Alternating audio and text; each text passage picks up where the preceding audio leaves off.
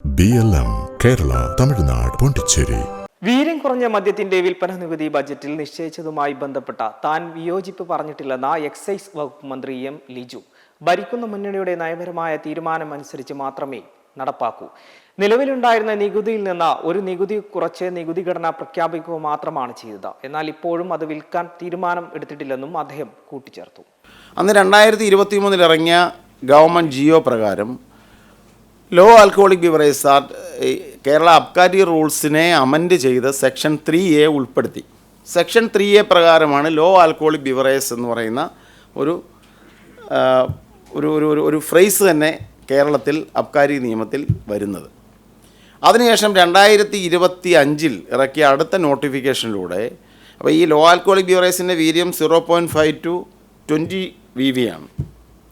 അതിനുശേഷം 2025 ജിയോയിലൂടെ 20% മുതൽ 30% വരെ വീര്യമുള്ള പുതിയൊരു മദ്യത്തിൻ്റെ സങ്കല്പം കൊണ്ടുവന്നു. അത് പഴങ്ങളിലൂടെ ഉൽപ്പാദിപ്പിക്കുന്നതാണ്, horti wines and horti liquor.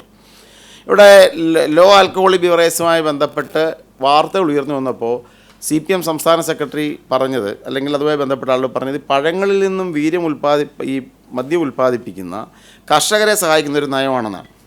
ഇവിടെ സെയിൽ ടാക്സുമായി ബന്ധപ്പെട്ട കാര്യങ്ങൾ ഉയർന്നു വന്നു. അത്തരം ഒരു വൈൻസിൻ്റെ കാര്യത്തിലാണോ സർക്കാരിൻ്റെ നയം? ഈ സർക്കാർ അധികാരത്തിൽ വന്നത് ഐക്യജനാധിപത്യ മുന്നണിയുടെ, കോൺഗ്രസിനെയും ഐക്യജനാധിപത്യ മുന്നണിയും പ്രകടന പത്രിക മുൻനിർത്തിയാണ് ഈ ഗവൺമെൻറ് അധികാരത്തിൽ വന്നത്. ജനങ്ങൾ വോട്ട് ചെയ്തത് അതിൻ്റെ അടിസ്ഥാനത്തിൽ തന്നെയാണ്. മദ്യത്തിൻ്റെ വ്യാപനം കുറച്ചുകൊണ്ട് വരിക എന്നത് തന്നെയാണ് ഈ ഗവൺമെൻറ്റിൻ്റെ നയം. പക്ഷേ ഔദ്യോഗികമായ അബ്കാരി നയം തീർച്ചയായിട്ടും ഈ സമ്മേളനത്തിന് ശേഷം സംസ്ഥാന മുഖ്യമന്ത്രി തന്നെ നിയമസഭയിൽ പ്രഖ്യാപിച്ചിട്ടുണ്ട്. അബ്കാരി പോളിസി കൊണ്ടുവരുമെന്നതിനെക്കുറിച്ച് എക്സൈസ് വകുപ്പ് ഈ നിയമസഭാ സമ്മേളനത്തിന് ശേഷം അതിൻ്റെ അടിസ്ഥാന പ്രവർത്തനങ്ങൾ തുടങ്ങും. എക്സൈസുമായി ബന്ധപ്പെട്ട കാര്യങ്ങളിൽ സ്റ്റേക്ക് ഹോൾഡേഴ്സുമായിട്ടെല്ലാം ചർച്ച നടത്തും. മദ്യവിരുദ്ധ പ്രസ്ഥാനങ്ങൾ, വിവിധ റെസ്റ്റോറൻറ്റ് അസോസിയേഷൻസ് ഉണ്ട്, ബാർ തൊഴിലാളികളുണ്ട്, സമൂഹത്തിലെ എല്ലാ മേഖലയിൽപ്പെട്ട ആളുകളുമായി ചർച്ച ചെയ്ത് എക്സൈസ് ഡിപ്പാർട്ട്മെൻറ്റിൻ്റെ ഡ്രാഫ്റ്റ് തീർച്ചയായിട്ടും തയ്യാറാക്കപ്പെടും. ആ ഡ്രാഫ്റ്റുമായി ബന്ധപ്പെട്ട് ഞാനിപ്പം എക്സൈസ് മന്ത്രി എന്നതിനപ്പുറത്ത് UDFൻ്റെ ഒരു നേതാവെന്ന നിലയിൽ UDFൻ്റേതായ തരത്തിലുള്ള ചർച്ചകളും ഉണ്ടാവും.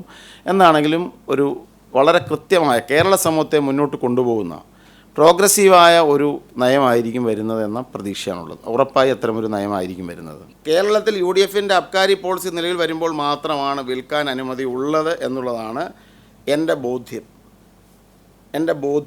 വളരെ കൃത്യമായിട്ട് ഞാൻ പറയാൻ ആഗ്രഹിക്കുന്നു. എൻ്റെ ബോധ്യം അതാണ്. എൻ്റെ മുമ്പിലുള്ള അബ്കാരി റൂൾസ് പ്രകാരം, registration of brands in Kerala rules പ്രകാരം ഇവിടെ ഒരു തുള്ളി മദ്യം വിൽക്കണമെങ്കിൽ ആ മദ്യവിൽപ്പനയ്ക്ക് വേണ്ടിയുള്ള പെർമിറ്റിന് സംസ്ഥാന എക്സൈസ് കമ്മീഷണർക്ക് അപേക്ഷ കൊടുക്കണം. ആ സംസ്ഥാന എക്സൈസ് കമ്മീഷണർക്ക് മുമ്പായി അപേക്ഷ കൊടുത്ത് ബ്രാൻഡ് രജിസ്റ്റർ ചെയ്തെങ്കിൽ മാത്രമേ ഇവിടെ വിൽപ്പന നടക്കുകയുള്ളൂ. കഴിഞ്ഞ ഗവൺമെൻറ്റിൻ്റെ സമയത്ത് തന്നെ ഈ പറഞ്ഞ പ്രോഡക്റ്റുകൾ ഈ മിലിറ്ററി ക്യാൻറ്റീനുകൾ വിൽക്കാൻ എനിക്ക് കിട്ടിയ വിവരം അങ്ങനെയാണ്, വിൽക്കാൻ വേണ്ടി ബ്രാൻഡ് രജിസ്റ്റർ ചെയ്തു കഴിഞ്ഞ ഗവൺമെൻറ്. എന്നിട്ട് വിൽപ്പന നികുതി കുറഞ്ഞതായതുകൊണ്ട് ക്യാൻറ്റീനുകളിൽ വിൽക്കുന്നുണ്ട്. എന്ന് പറഞ്ഞാൽ ബ്രാൻഡ് രജിസ്ട്രേഷൻ എന്നത് ഈ ആർമി ക്യാൻറ്റീനുകളിലും മറ്റും ഈ ഇത്തരം ക്യാൻറ്റീനുകൾ വിൽക്കാനുള്ള ബ്രാൻഡിങ് അവർ കൊടുത്തിട്ടുണ്ട്. പക്ഷേ ഇപ്പോൾ നിലവിൽ ഈ വിൽപ്പനയ്ക്ക് വേണ്ടി ഒരു ബ്രാൻഡ് രജിസ്ട്രേഷന് ഒരു അപേക്ഷ സംസ്ഥാന എക്സൈസ് വകുപ്പിന് മുമ്പിൽ വന്നാൽ സംസ്ഥാന എക്സൈസ് മന്ത്രി എന്ന നിലയിൽ എൻ്റെ പോളിസി വ്യക്തമാണ്. അതിന് അനുമതി നിഷേധിക്കുക എന്നുള്ളത് തന്നെയാണ് എൻ്റെ നിലപാട്.